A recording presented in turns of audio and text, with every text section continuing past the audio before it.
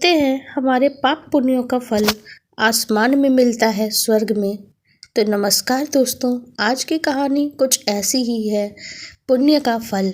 एक सेठ ट्रेन से उतरे और उनके पास कुछ सामान था। आसपास नज़र दौड़ाई तो उन्हें एक मजदूर दिखाई दिया।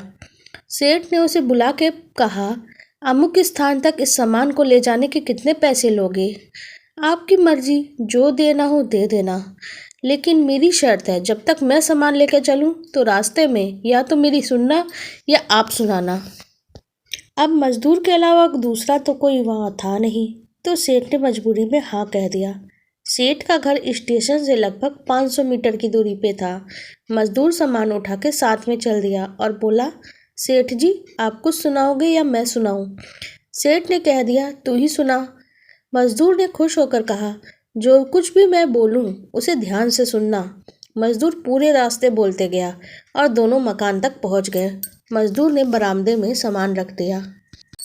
सेठ ने जो पैसे लिए ले लिए और सेठ से बोला, सेठ जी, मेरी बात आपने ध्यान से सुनी या नहीं?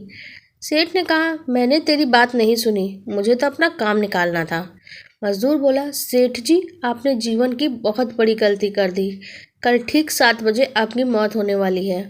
सेठ को गुस्सा आया और बोले, तेरी बकवास बहुत सुन ली, अब चाह रहा है या तेरी पिटाई करूं? मजदूर बोला, मारो या छोड़ो, कल शाम को आपकी मौत होनी ही है। अब मेरी बात ध्यान से सुन लो।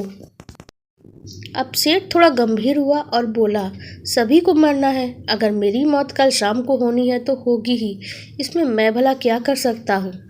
मजदूर बोला, तभी तो कह रहा हूँ, अब मेरी बात ध्यान से सुनो। सेठ बोला, सुनाऊं? ध्यान देकर ही सुनूंगा। मरने के बाद आप ऊपर जाओगे तो आपसे पूछा जाएगा, हे मनुष्य, पहले पाप का फल भोगेगा या पुण्य का? क्योंकि मनुष्य के अपने जीवन में पाप पुण्य दोनों ही करता है।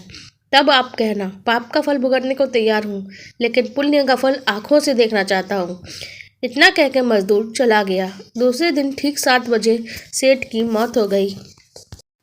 सेठ ऊपर पहुंचा तो यमराज ने प्रश्न किया कि पहले पाप का फल भोगना चाहता है या पुण्य का?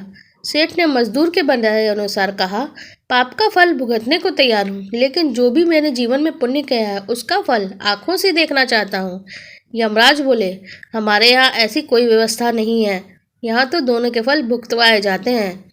सेठ ने कहा, फिर मुझसे पूछा क्यों? अब पूछा है तो उसे पूरा करो। धरती पे तो अन्याय होते देखा है, पर यहाँ भी अन्याय है। यमराज ने सोचा, बात तो सही कह रहा है, इससे पूछ के बड़े बुरे फंसे। मेरे पास ऐसी कोई व्यवस्था ही नहीं है जिससे इस जीव की इच्छा पूरी हो जाए। विवश होकर यमराज उस सेठ को ब्रह्मा जी के पास ले गए और पूरी बात बताई। ब्रह्मा जी को भी सेठ की इच्छा पूरी करने का कोई उपाय नहीं सूझा। ब्रह्मा जी विवश होकर यमराज और सेठ को लेकर भगवान के पास पहुंच गए और समस्या बताई। भगवान ने यमराज और ब्रह्मा से कहा, जाइए अपना अपना काम देखिए। दोनों चले गए। भगवान ने सेठ से कहा, अब बोलो, तुम क्या कहना चाहते हो? सेठ बोला, अजी साहब, मैं तो शुरू से एक ही बात कह रहा हूँ कि पाप का फल भुगतने को तैयार हो, लेकिन पुण्य का फल आंखों से देखना चाहता हूँ। भगवान बोले, धन्य है तेरा सदगुरु। जो मजदूर था उस वही सदगुरु बन गया था, क्योंकि जिसने तेरे अंतिम समय में तेरा कल्याण करा दिया। अरे मूर्ख, उसके बताए उपाय के कारण ही तू मेरे सामने खड़ा है। अपनी आंखों से इससे बड़ा पुण्य का फल क्या देखना चाहता है? मेरे दर्शन से तेरे बाप भस्मीभूत हो गए।